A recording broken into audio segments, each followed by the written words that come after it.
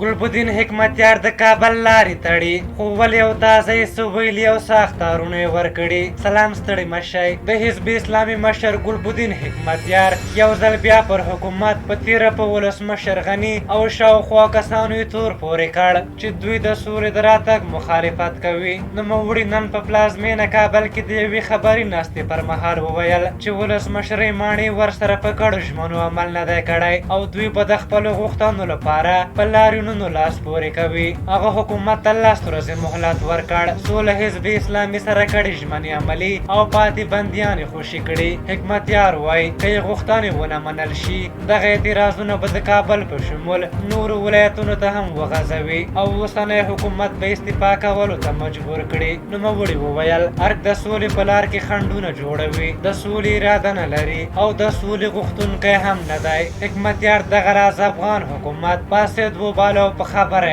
چې اوسنی حکومت کې فساد اوج ته رسېدلی چې اوس یې مهارول ناشونی کار دی. هغه په دوحه کې د سولې روان بهیر ناکام وباله او زیاته یې کړه چې د سولې خبرې باید په کوم بل هیواد کې پیل شي.